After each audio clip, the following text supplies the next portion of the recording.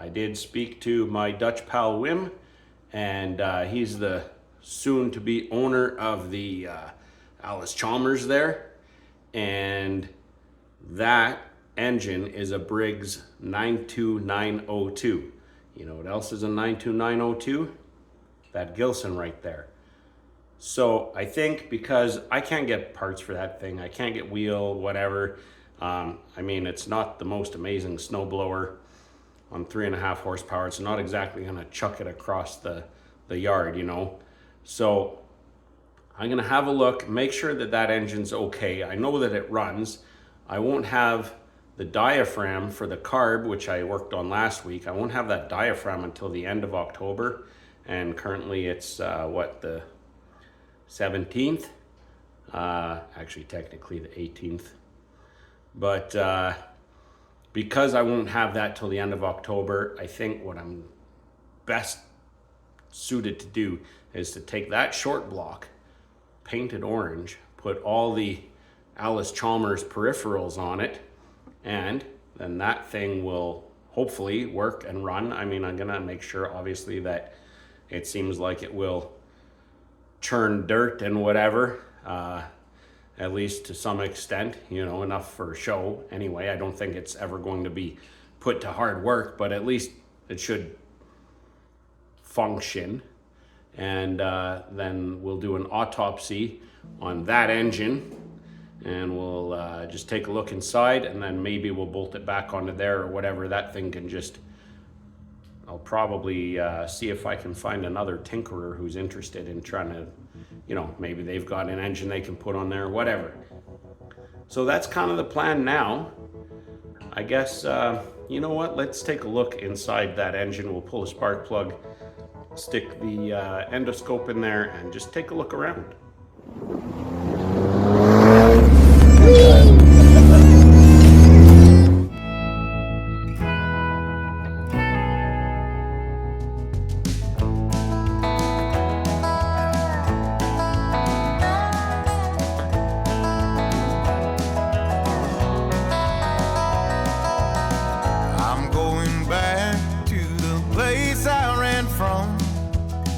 Palm trees, broken roads, desert dust bowl sun, where the billman will call you almost every week.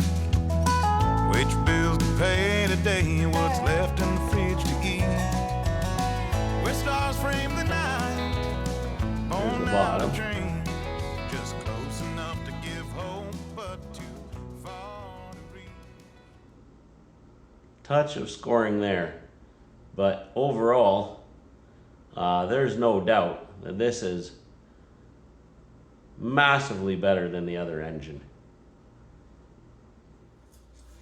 Well, that's certainly some positive news. Yeah, there's a little bit of scoring in there, but you know, we're not looking to make this thing the most amazing, you know, perfectly restored 1974 Allis-Chalmers Roto tiller around.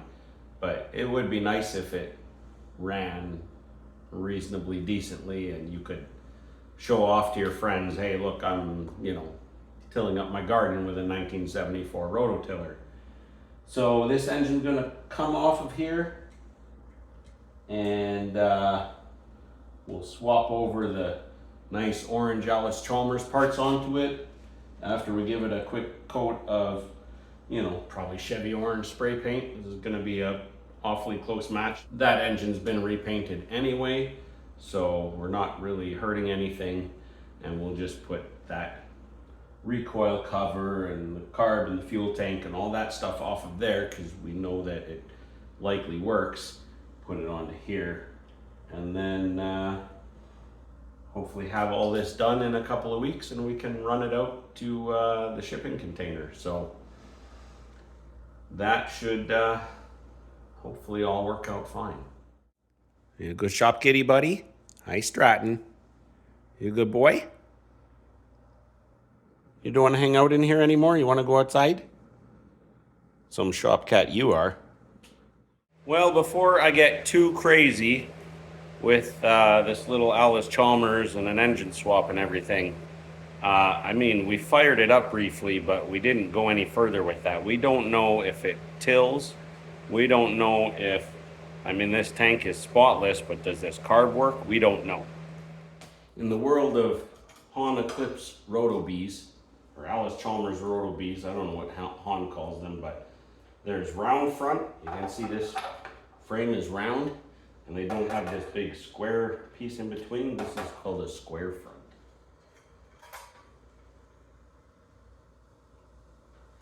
That's some trivia if ever there was.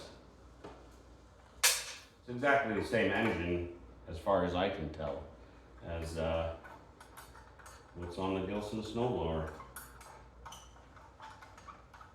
So my thought is kind of this.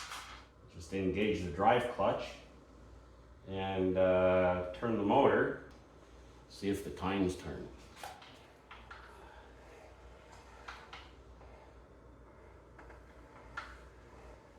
Not particularly.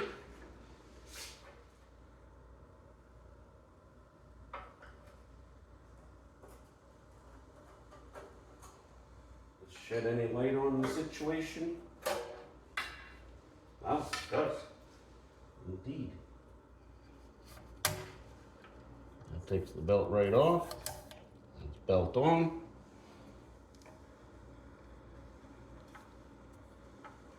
There we go. It was just a little stuck.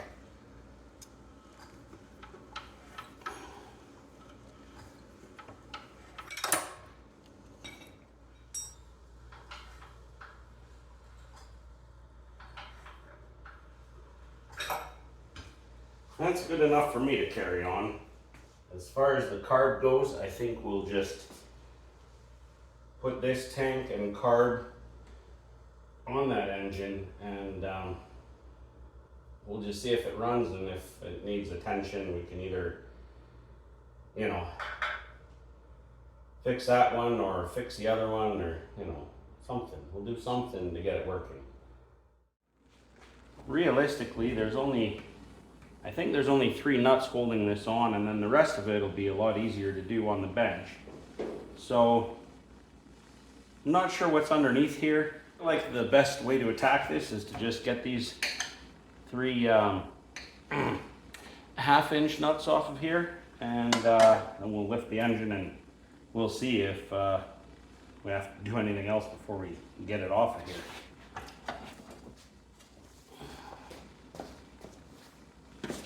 Well, they're not 1/2-inch nuts, they're 5/16, but you need a 1/2-inch wrench. You know what I mean. Oh, there are bolts. Ah, they're not captured. They might be carriage bolts. Neat.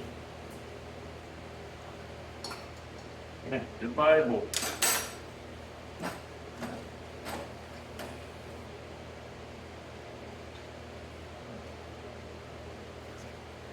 2 belts.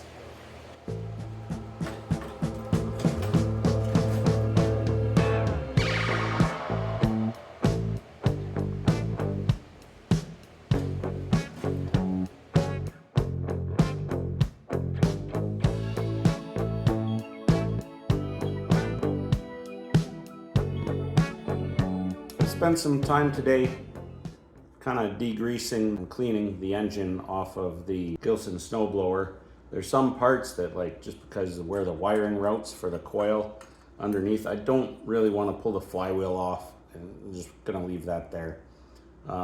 So some parts are gonna need to be masked off, but generally speaking, I mean, I'm not getting too fussy about it. Most of this won't be really very visible underneath the shroud anyway, so for now I think I'm gonna give it just a real quick shot of some white primer, and then hit it with, I'm gonna try a couple things. I'm leaning towards Chevy orange, but maybe I do have some Hemi orange that might be whatever's a closer match. But before I do that, I need some cardboard, and where am I gonna get some cardboard? Well, look at that, there's some cardboard. What's in the box?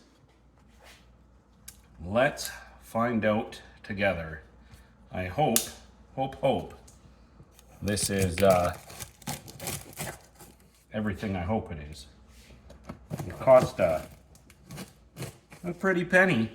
It has to be said.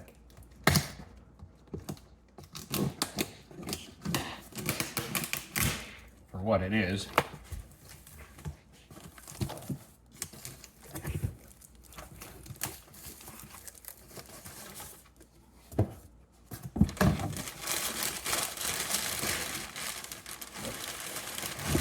Oh, it weighs a bunch.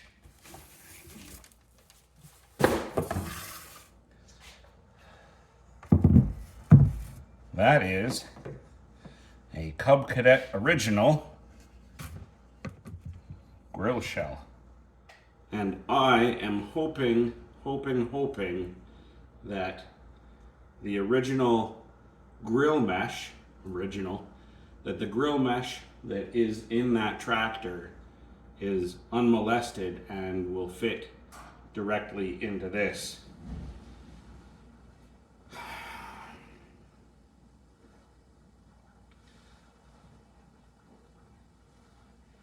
But before that, it needs a good cleaning inside and out and repainting, but it is in overall just really good condition. So pretty happy with that. There we are. Just a quick and dirty coat of white primer, just to sort of even things out for when we hit it with the orange paint. I mean, we're not going for Amelia Island Concours d'Elegance here. It's just a rototiller.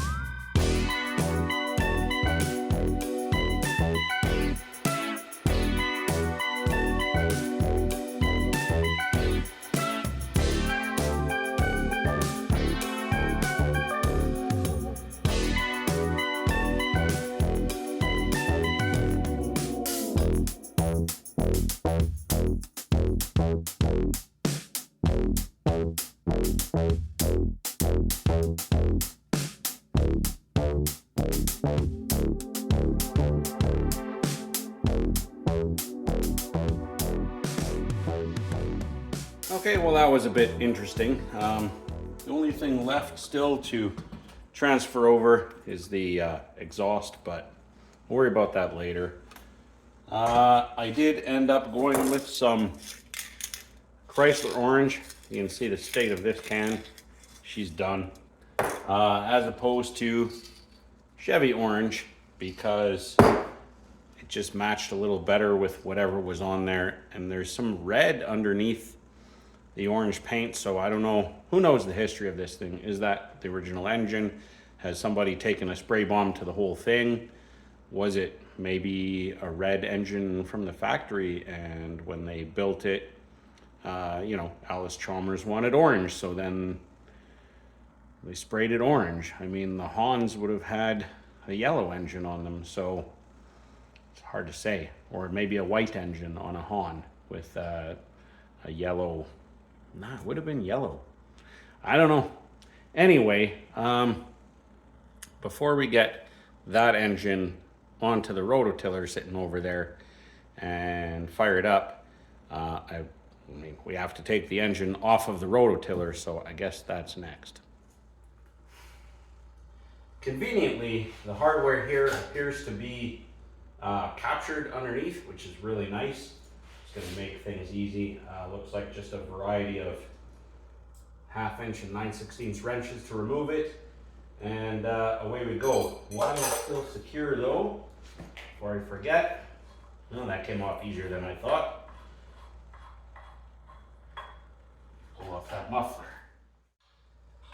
While I have your attention, may have noticed the fancy new shirt featuring Old Gil. You can find them in my Teespring store.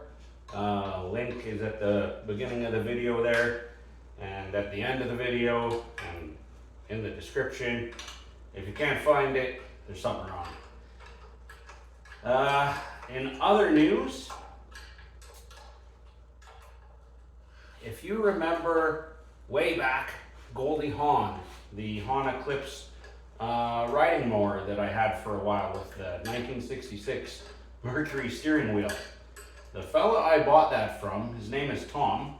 He lives in the same town as I do. And I was flipping through Facebook Marketplace and I came across a snowblower. And it was called a Snow Charger 350. Had a 3.5 horse Briggs, and wouldn't you know, it's exactly the same as the Gilson, just a different brand name. So I messaged him and I said, hey, I'll take that thing off your hands. It had proper wheels and everything. And unfortunately, he already had a guy coming to look at it, and that guy bought it. So not that I particularly needed another project. I mean, I guess that doesn't really, does that save the Gilson? I don't know. Maybe I'd take the Gilson nameplate off and put it on the Snow Charger, and then it's a Gilson. I don't know. He said it worked pretty well. One wheel was kind of damaged, but at least having a basis, maybe I could have done something there, but it was not to be. So that doesn't do anything to save the Gilson that's sitting on the other side of this row of tractors, but so it goes. I didn't pay anything for it, so I'm not really losing anything that way. It's been kicking around here for probably 6 years or something.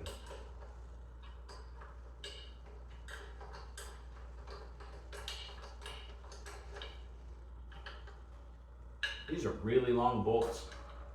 There we go.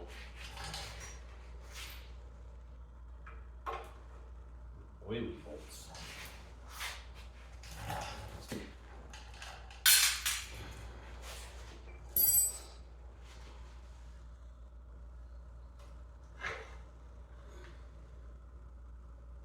Completely different pulley setup underneath here.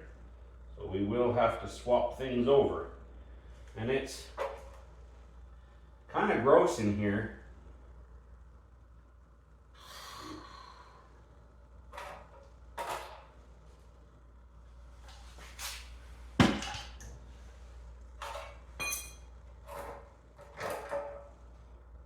I'm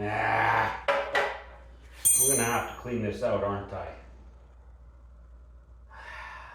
Yeah.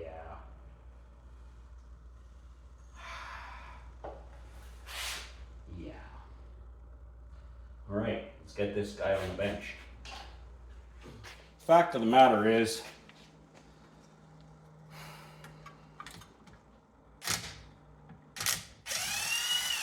we can look inside here and it's not going to tell us a lot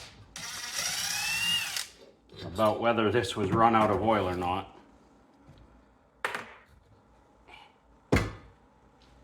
Because I've put oil in it. And of course it was empty, but that would be expected. What I do think is it had really new head bolts. And looking at this, If that isn't a new head gasket, I've never seen a new head gasket. I think when this thing lost compression, they decided to try and bring it back by putting a new head gasket and bolts on it. Too little, too late.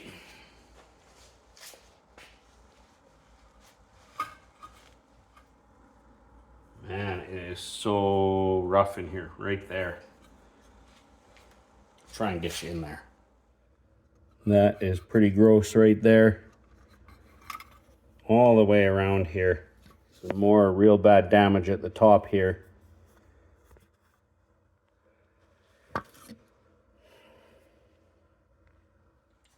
See if we can get this pulley off without breaking anything. It might be okay. It's got a lot of oil on it. Yep, nothing to it. Perfect.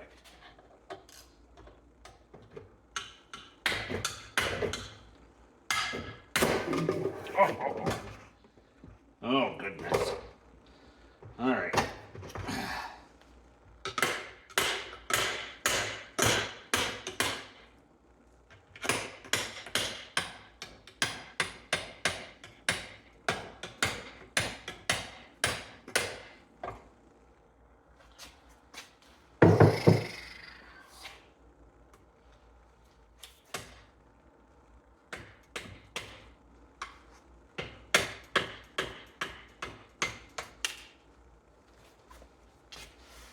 Okay, that went well. I want to drain the oil out of here is what I want to do.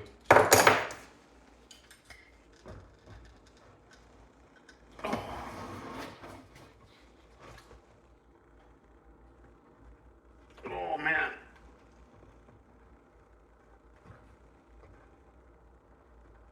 Oh, are you kidding me? Man, didn't want that to leak. Holy smokes. Wow. Okay. I mean, we can do plan B for now. Wow. There's no need for that.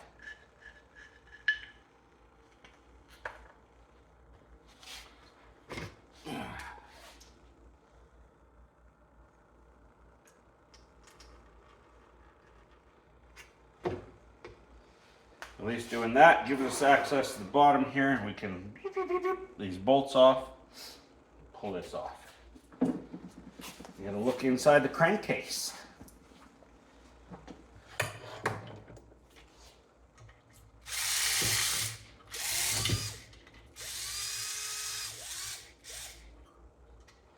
That's not too happy.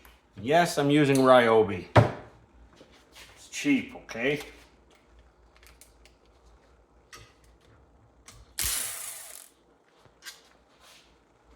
Hit that super thanks button or something, and maybe I can get some Milwaukee tools in here, you know?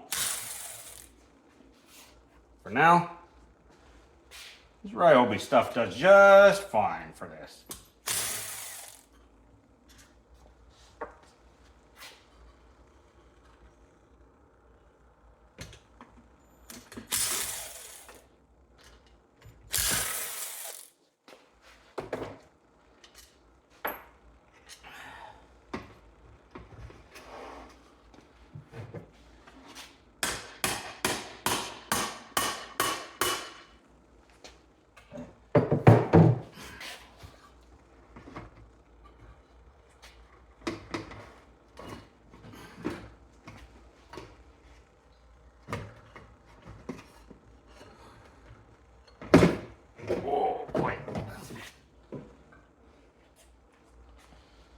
Well, there's a lot of sludge in there. But, smells like fuel too. No big chunks at least.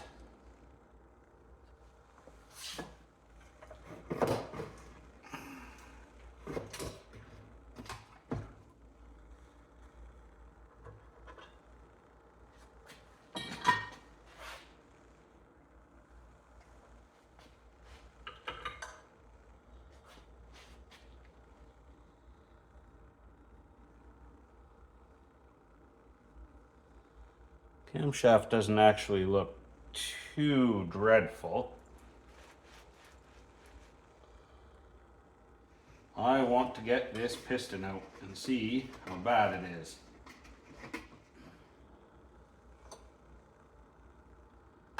Where is...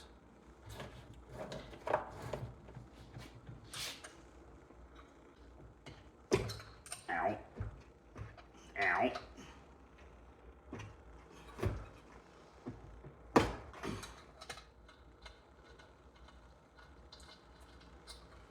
Somebody's been in here because they didn't fold the locking tabs over on the connecting rod bolts. Ooh, that's not very pretty. Some real scoring, especially down there. Not pretty.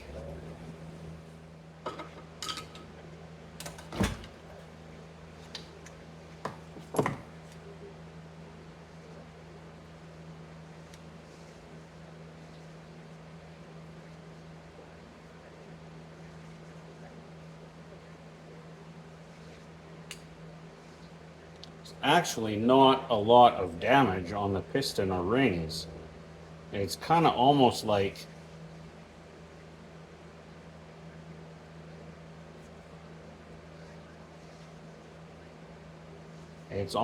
they just tried a new piston in the hopes that it would work with that bad cylinder. It didn't. But it's all remarkably clean. Like insanely clean. This piston has not run very much. I mean, that much is obvious. That piston has not run much at all. And already, for that little bit of running to be not dirty on top, no carbon at all, it does have some fairly, like I can feel that catch my fingernail. It's got some significant scoring. So really, they just had to bore that out properly and this engine would have been fine. At any rate, I'm probably going to put it back together kind of as is and stick it on that snowblower, and you know, somebody else can tinker with it, and if they get it running, maybe they want to bore it out and put in a 30 over piston or something, I don't know. But my time with this Gilson has come to an end.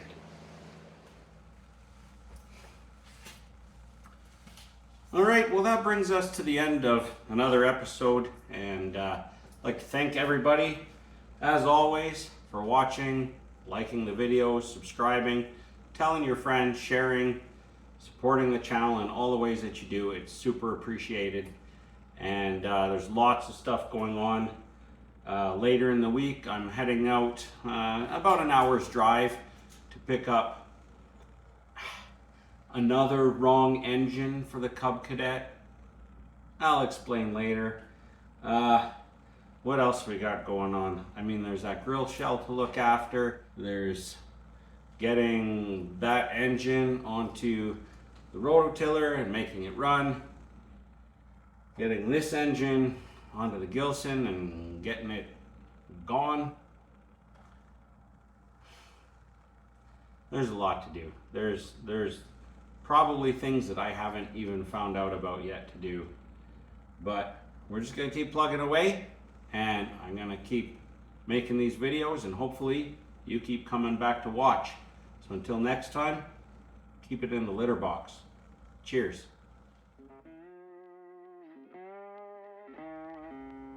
Oh, jeez.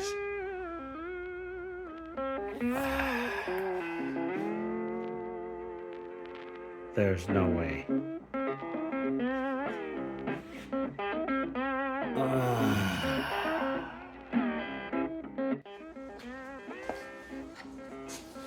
They're still recording.